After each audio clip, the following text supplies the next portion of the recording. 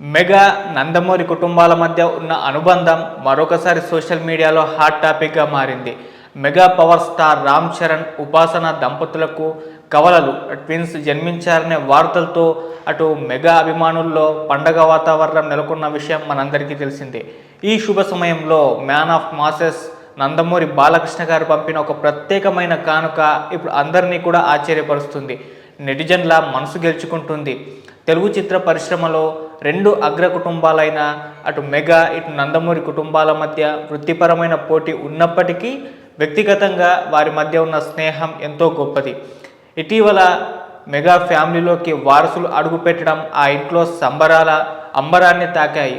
చిరంజీవి గారు తాతగా తన ఆనందాన్ని పంచుకుంటూ తన కెరీర్లో కూడా సూపర్ హిట్లతో దూసుకుపోతున్నారు.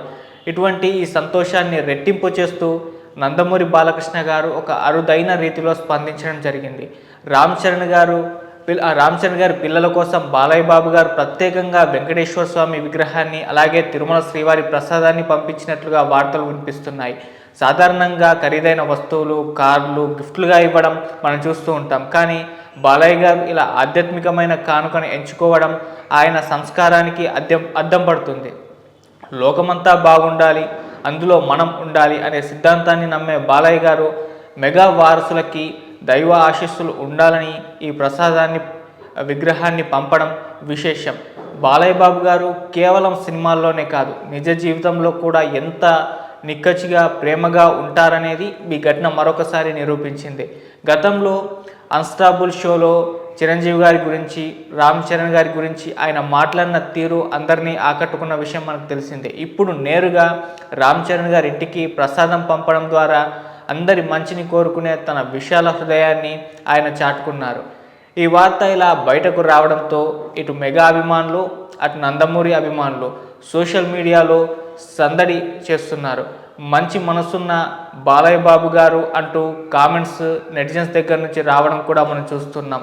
టాలీవుడ్లో ఇలాంటి ఆరోగ్యకరమైన వాతావరణం ఉండటం ఇండస్ట్రీకి ఎంతో శుభపరిణామం అని కూడా అంటున్నారు. అటు వారసుల రాకతో మెగా ఫ్యామిలీలో పండగ మొదలైతే బాలయ్య గారు పంపిన ఆధ్యాత్మిక కానుక ఆ పండగకి ఒక నిండుదనాన్ని తీసుకొచ్చింది. పోటీ పక్కన పెట్టి ఒకరి సంతోషంలో మరొకరు పాలు పంచుకోవడం చూస్తుంటే టాలీవుడ్ స్టార్స్ మధ్య ఉన్న బంధం ఎంత బలమైనదో అర్థమవుతుంది.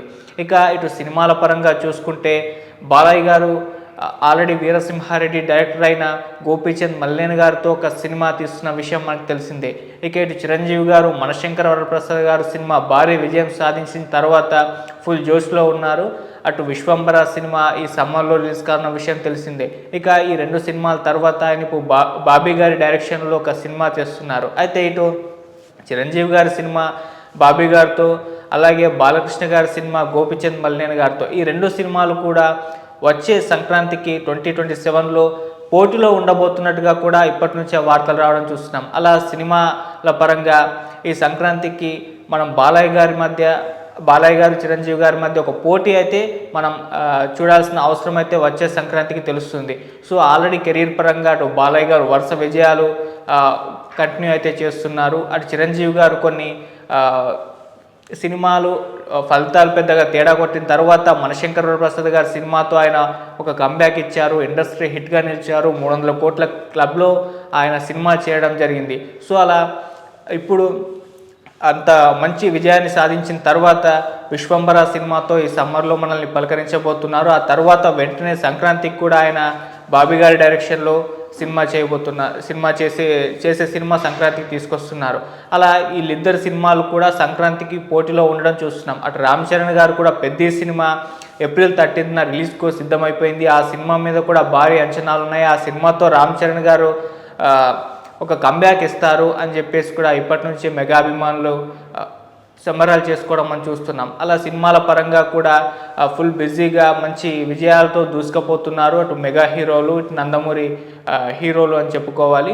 మరి అటువంటి ఒక వాతావరణం ఈ రెండు ఫ్యామిలీల మధ్య ఎప్పటి నుంచో కూడా ఉండడం చూస్తున్నాం. సో అటువంటి సమయంలో ఇప్పుడు రామ్ చరణ్ గారి పిల్లలకి బాలకృష్ణ గారు ఈ విధంగా కానుకలు పంపడం అటు రెండు పెద్ద మెగా కావచ్చు లేకుంటే నందమూరి కావచ్చు వాళ్ళ అభిమానులు అయితే ఒక సంతోషమైన వాతావరణాన్ని క్రియేట్ చేసిందని చెప్పుకోవాలి. Thank you so much.